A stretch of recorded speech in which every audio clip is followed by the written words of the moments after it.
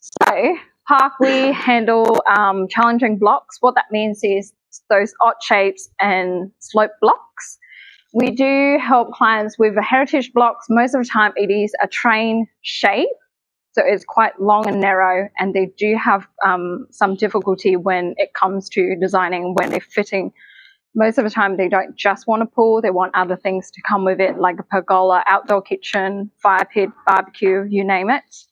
And then we also help clients that with our fly block, which is a big block, but they have a building envelope, which they kind of not 100% sure how they can utilize this space properly. And most of the time, it does come with a higher fire rating. So how do we come up with a solution? So we focus on our core value. So we follow our sustainability,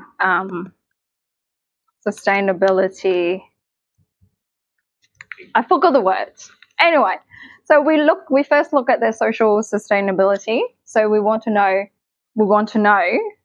what lifestyle you want, what status you're after, and we also want to know how we can look after your mental well-being. And then we'll look at your financial sustainability, your investment, which is your budget, the maintenance of the whole process, and the resale value of your investment as well. And then we're going to look into the environmental sustainability, which is the water management, like how much water is using, how we're going to manage this, like stormwater drainage, all sorts of things. And then we're going to look into the material choices and the longevities of the whole project.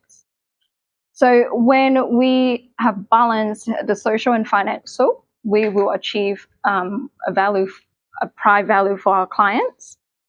When we balance the social and environmental, we create this resonance value for our clients.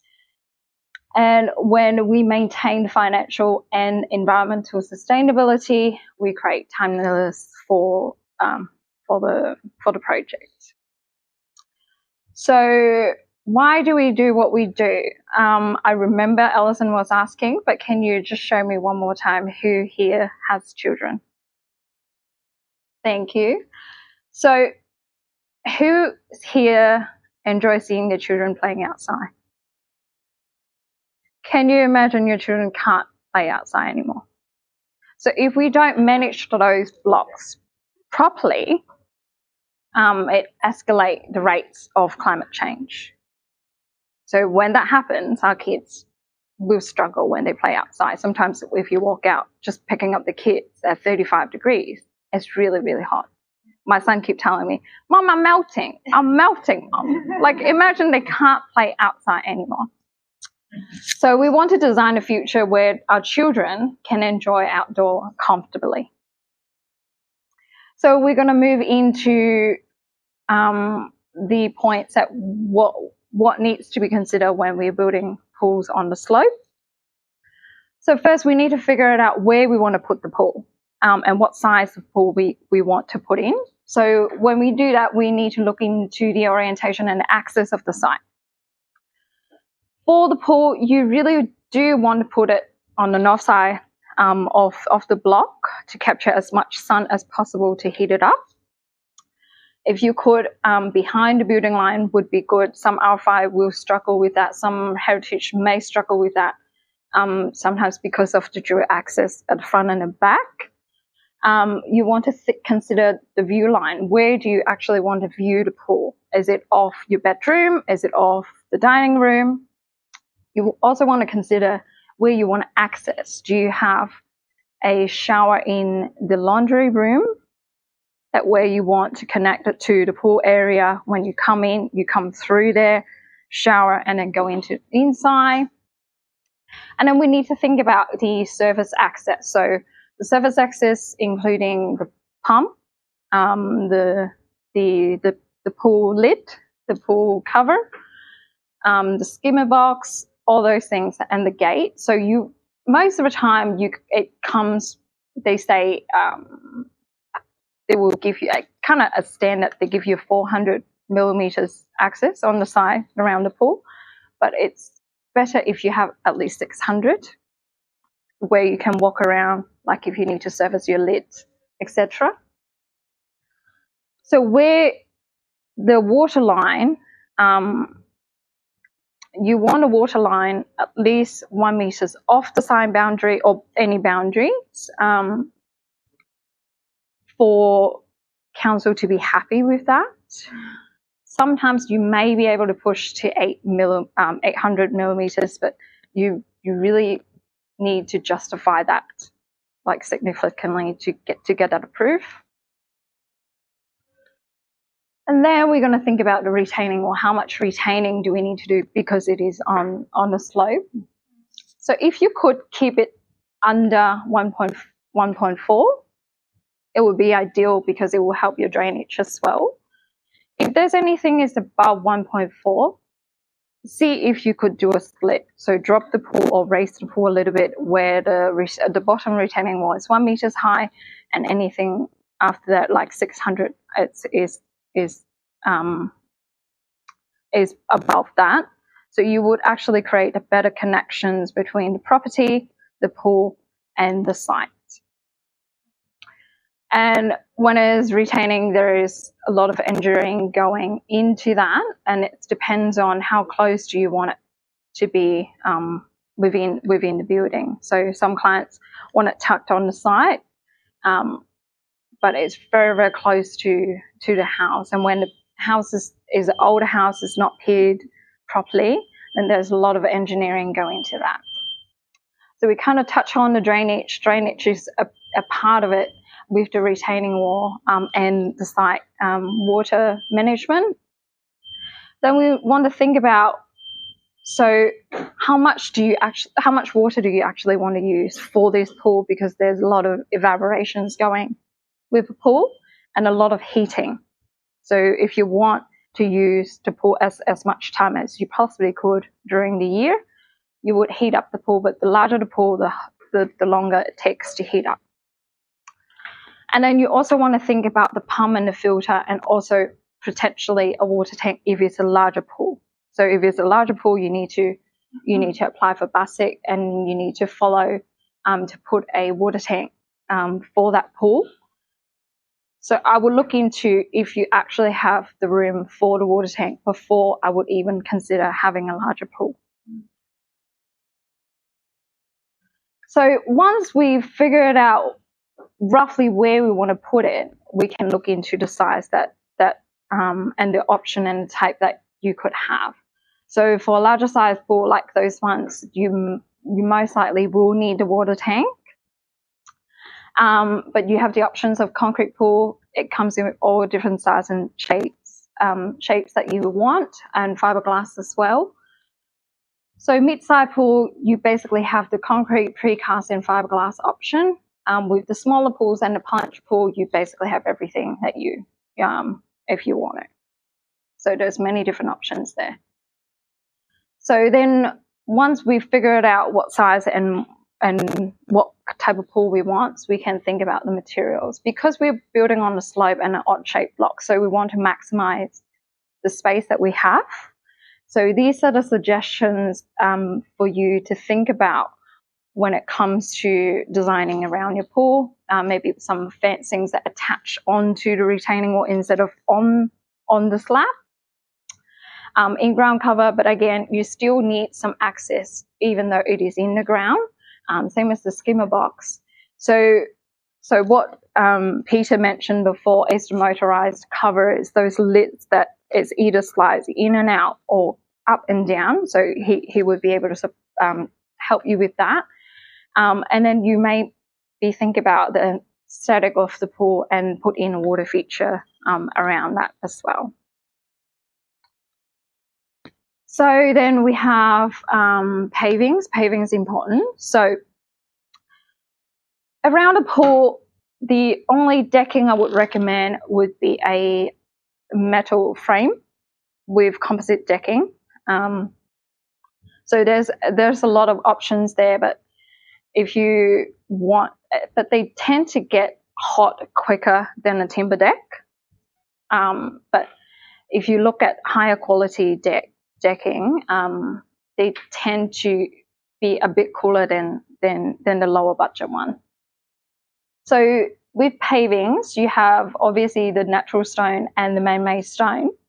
Natural stone tend to be cooler underfoot, more pleasant underfoot. You have more options and sizes different, all kinds of patterns you want. So with the Hon concrete, it is getting popular. The issues that I have from clients is that, especially on a slope block, concrete will crack. So when there's no pavings on top, and once that cracked, it wouldn't look good. So that's a consideration, but it is a cheaper option than the stone pave, and it does look good.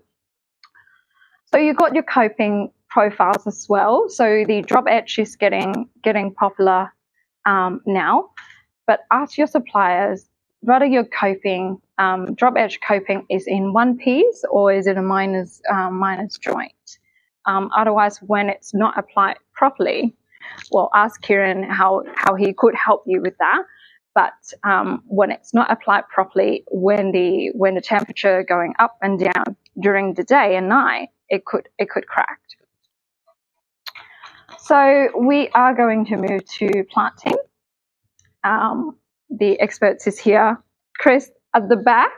So we really need to focusing on what's up the top and down below. So we want to avoid any kind of invasive roots because of the water around and the structure. And we want to avoid any fine leaves planting. We don't want leaf litters to drop in the pools. So if you could find something, if you do need something taller, find something larger. When it drops directly below, and you just clean up one leaf instead of a bunch of leaves, and some evergreens. So if you could do your planting as low planting around your pool area, inside the pool area and adjacent directly out, it's helped with the compliance as well. So anything that is shrubs, you may have trouble getting it approved with council with the safety. So many of you must think, so there's a lot of information. How much does it cost? I can't tell you that because of all those considerations. But let's have a look at how much would it cost you not to have it.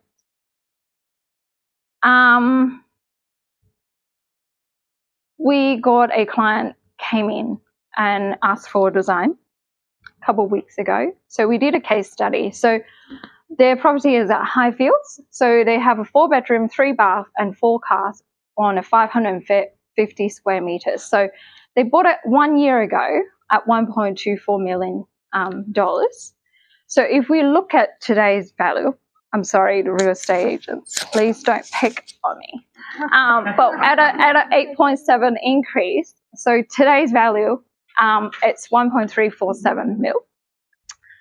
But if we're looking at a different property in the same area with less bath, less car, tiny bit bigger with a pool. Now the pool, I did look at it. It's just a standard fiberglass pool, not fancy, normal retaining, not even glass fencing.